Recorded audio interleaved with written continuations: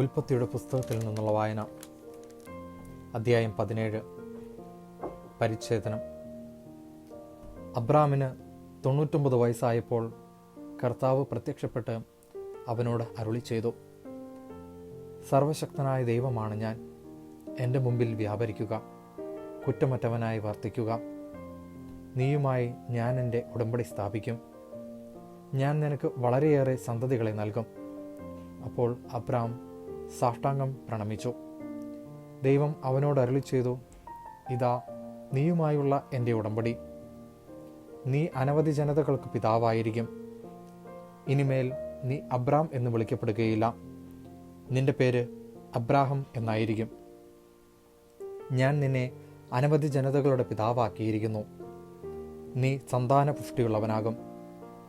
നിന്നിൽ നിന്ന് ജനതകൾ പുറപ്പെടും, രാജാക്കന്മാരും നിന്നിൽ നിന്ന് ഉത്ഭവിക്കും. ഞാനും നീയും നിനക്ക് ശേഷം നിന്റെ സന്തതികളും തമ്മിൽ തലമുറ തലമുറയായി എന്നേക്കും ഞാൻ എൻ്റെ ഉടമ്പടി സ്ഥാപിക്കും. ഞാൻ എന്നേക്കും നിനക്കും നിന്റെ സന്തതികൾക്കും ദൈവമായിരിക്കും. നീ പരദേശിയായി പാർക്കുന്ന ഈ കാനാൻ ദേശം മുഴുവൻ നിനക്കും നിനക്ക് ശേഷം നിന്റെ സന്തതികൾക്കുമായി ഞാൻ തരും. എന്നെന്നും അത് അവരുടേതായിരിക്കും. ഞാൻ അവർക്ക് ദൈവമായിരിക്കുകയും ചെയ്യും. ദൈവം അബ്രാഹത്തോട് കൽപ്പിച്ചു, നീയും നിന്റെ സന്താനങ്ങളും തലമുറ തോറും എൻ്റെ ഉടമ്പടി പാലിക്കണം. നിങ്ങൾ പാലിക്കേണ്ട ഉടമ്പടി ഇതാണ്. നിങ്ങളിൽ പുരുഷന്മാരെല്ലാവരും പരിച്ഛേദനം ചെയ്യണം. നിങ്ങൾ അഗ്രചർമ്മം ഛേദിക്കണം. ഞാനും നിങ്ങളുമായുള്ള ഉടമ്പടിയുടെ അടയാളമായിരിക്കും ഇത്. നിങ്ങളിൽ 8 ദിവസം പ്രായമായ ആൺകുട്ടിക്ക് പരിച്ഛേദനം ചെയ്യണം. നിന്റെ വീട്ടിൽ പിറന്നവനോ നിന്റെ സന്താനങ്ങളിൽപ്പെടാത്തവ വിലയ്ക്ക് വാങ്ങിയ പരദേശിയോ ആകട്ടെ, തലമുറ തോറും എല്ലാ പുരുഷന്മാരും പരിച്ഛേദനം ചെയ്യണം. നിന്റെ വീട്ടിൽ പിറന്നവനും നീ വിലയ്ക്ക് വാങ്ങിയവനും പരിച്ഛേദനം ചെയ്യപ്പെടണം.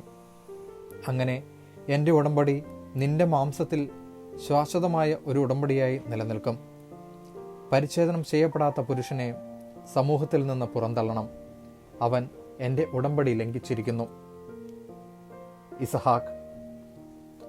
ദൈവം അബ്രാഹത്തോട് അരുളി ചെയ്തു, നിന്റെ ഭാര്യ സാറായിയെ ഇനിമേൽ സാറായി എന്നല്ല വിളിക്കേണ്ടത്, അവളുടെ പേര് സാറ എന്നായിരിക്കും. ഞാൻ അവളെ അനുഗ്രഹിക്കും. അവളിൽ നിന്ന് ഞാൻ നിനക്കൊരു പുത്രനെ തരും.